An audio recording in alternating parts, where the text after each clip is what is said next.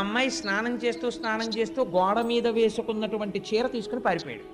బంతి తీసుకుంటానన్నవాడు. కొడుకు కోడలో అమ్మ బయట పడుకో అని తలుపేసి వాళ్ళిద్దరూ దాంపత్య సుఖాన్ని అనుభవిస్తున్నారు. చూశాడు కృష్ణ పరమాత్మ. ఎక్కడి నుంచి పట్టుకొచ్చాడో పావునో దాన్ని పట్టుకొచ్చాడు. కిటికీలోంచి ఆ పావును తీసి వీళ్ళ మీద బారేశాడు. కోడలు కళ్ళమ్మట నీళ్లు పెట్టుకుని లోపలికి వెళ్ళి కూర్చుంది. కృష్ణ పరమాత్మ చూశారు. గబగబా లోపలికి వెళ్ళి ఆవిడ దగ్గరికి వెళ్ళి నిలబడి, ఆ కొడుకులు లేరని ఏడుస్తున్నావా? మీ ఆయన్ని నమ్ముకుంటే కొడుకులు ఏం పుడతారు? నన్ను మీ ఆయన్ని చేసుకో, పిల్లలు పుడతారు. అలా ఉంటే కృష్ణుడు ఎక్కడి నుంచి పరిగెత్తుకుంటూ వచ్చేస్తుంటే ఆవిడంటే ఓ మీద పడుకోవా, మీద పడుకుంది అంటే పక్క నాగి ఎందుకు పడకూడదు? ఎందుకు పడకూడదు ఏమిట్రా? నేను నీళ్ళు వేసుకున్నాను నిండు చూలాలని అంది ఆవిడ. నువ్వు చూలాలు ఎలా అయ్యావు అన్నాడు. ఆవిడ వచ్చి ఇదే చెప్పింది. ఇలా ఎవరైనా పిల్లలు అడిగారా? ఏమిటమ్మా పిల్లాడు అడగడం అని అడిగారు.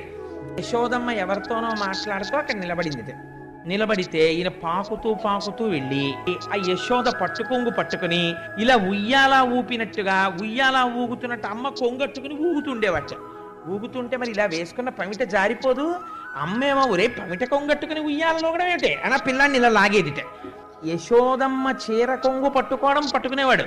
కొన్నాళ్ళు పోయిన తర్వాత అలా ఒరే పట్టుకోకు, నేను పడిపోతాను, నువ్వు పడిపోతాను, గభాలను వెనక్కి తిరిగేటప్పటికి కాళ్ళు తనుకుంటావు, పట్టుకోకు అనేది అని వీడు పమిట కొంగు కట్టుకుంటున్నాడు. ఆవిడ ఇలా తీసి ఇలా దోపేసుకోవడం మొదలెట్టింది. అమ్మ పమిట కొంగులా మనకు ఆధారం ఏది? అది పట్టుకుని మనం ఇలా చడబడుతూ ఊగేందుకు ఏం దొరుకుతుందని చూశాడు. ఆవులు కనపడ్డాయి. వీటి తోకలు పట్టుకుంటే బాగుంటుంది అనుకున్నట్ట. కొత్తగా తోకట్టుకుని పైకి లేచేవట. తోక ఇలా మర్రి ఊడ వేళ్లాడినట్టు వేళ్లాడుతుంది. ఇంకా తోకట్టుకుని ఇటు నడవా అటు నడవా. ఆవేమో వెనక్కి అడుగులయ్యా పక్కలకు అడుగులయ్యా. ఇలా వెనక్కి తిరిగి చూస్తూ ఉండను. ఇంతలో యశోద ఏమిటి అల్లరని పైకొచ్చి చూసేటప్పటికి తోకట్టుకు ఆడుతుండేవాడు. ఉరే ఆవు తోకట్టుకు